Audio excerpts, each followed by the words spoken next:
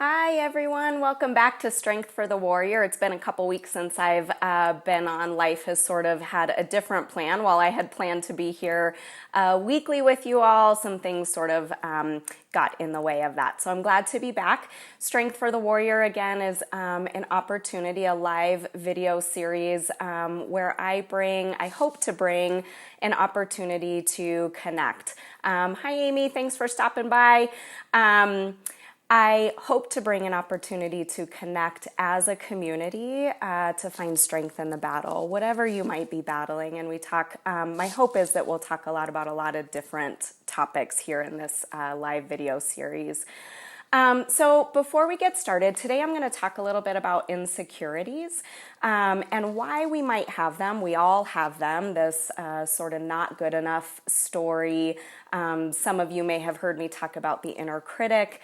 Why do we have insecurities? What do they do for us? What's the function of them? And what can we do when they surface that help us sort of live a rich and meaningful life? Oftentimes when those insecurities show up, they detract us or they take a lot of attention and take us away from living a rich and meaningful life. So we're going to talk all about that tonight.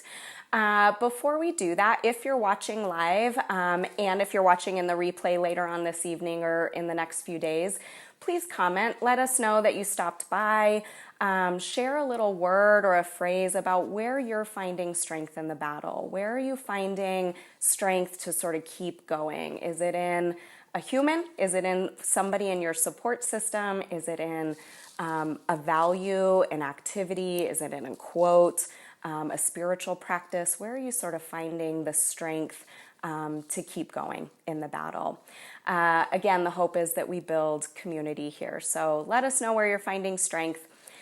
Let's jump in. So I want to talk today again about insecurities. So that voice within that tells us you would be better if. You would be better if you got the promotion. You would be better if you changed your appearance in some way, lost some weight, changed your style. These insecurities that sometimes show up. Hi, Susanna. Thanks for stopping by. These insecurities that sort of show up that tell us we would be better if we did something different or we looked something different. We all experience this. Any of us who have sort of canceled an event that we were looking forward to because we were so frustrated with the outfit that we planned that didn't work out, right? Any of us who have gotten frustrated about missing a day at the gym because it's become our routine.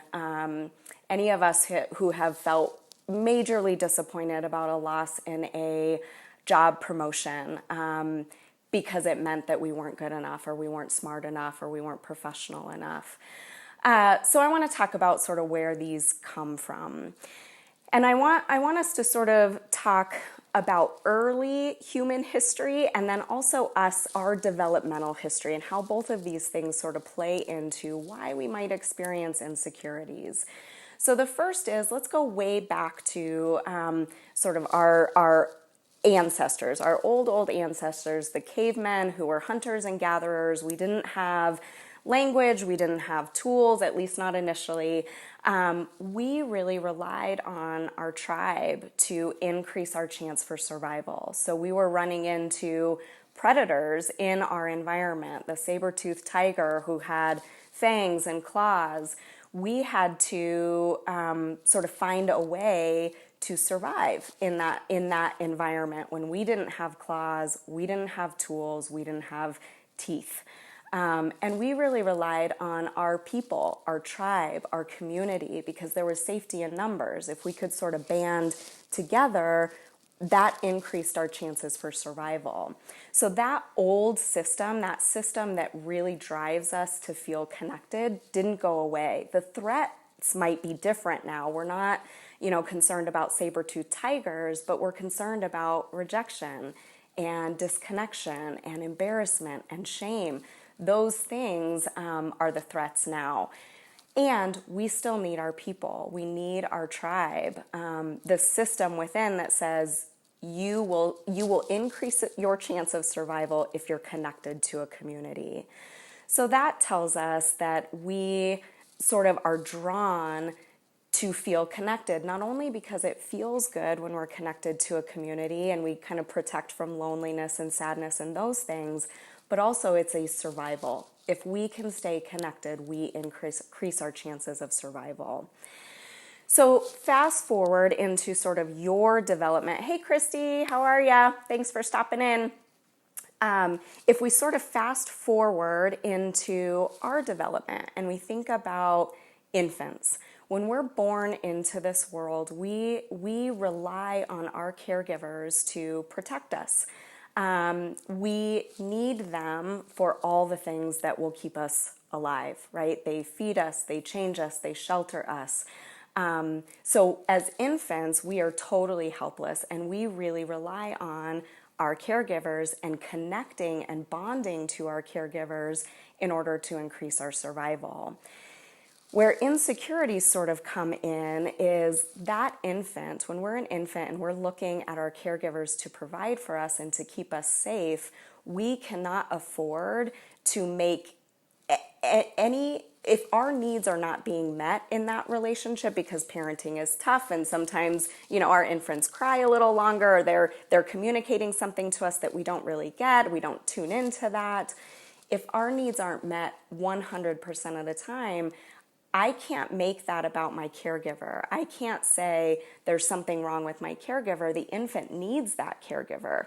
So we sort of learn to internalize those things. And later on in life, when we, develop and we have more kind of mental capacities to think through these things, we start learning that if my needs aren't getting met, it's because of me, right? Because I can't afford to have it be because of my caregiver, because I need them for survival. So we start to learn, well, maybe I need too much.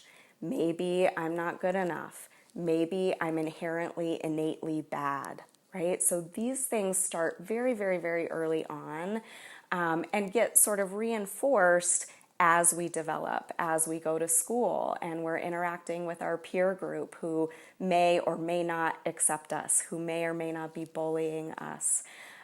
We sit in a classroom where maybe I get ridiculed for missing an answer or not having the right answer. I'm sort of in the spotlight, feeling shame and embarrassment.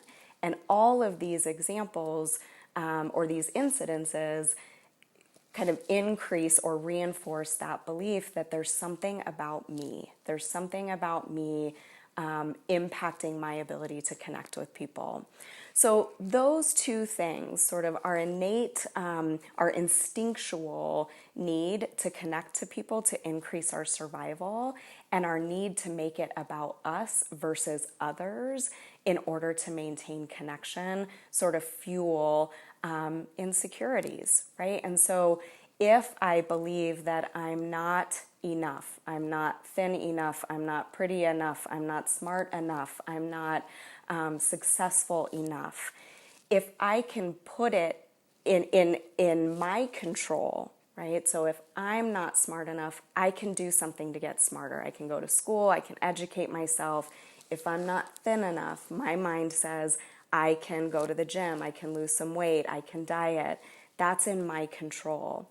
But as we all know with insecurities, all of us who experience insecurities, we know that it doesn't really quiet them, right? I can lose 5 pounds, but the insecurity doesn't go away. I still have those experiences where, I'm sitting in the work break room and something activates my not good enough story, right? So I can lose the 5 pounds, I can change my appearance, I can get the promotion, but it doesn't get rid of those insecurities. So what do we do with that? What are some things that we can do when those insecurities show up? Because in moments, those insecurities really detract and distract us from our lives. Hey Liz, how are ya? Those insecurities can sort of take over. I call this fusion, right? We can get really fused and pulled into those insecurities, and they can really dictate what we do in our life, sometimes at the cost of things we really value.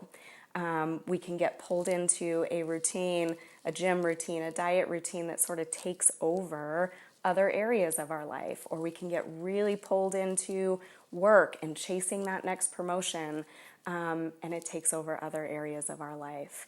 So what do we do with this? How do we sort of navigate insecurities if they're there anyways? How can we navigate them in a way that's life enriching?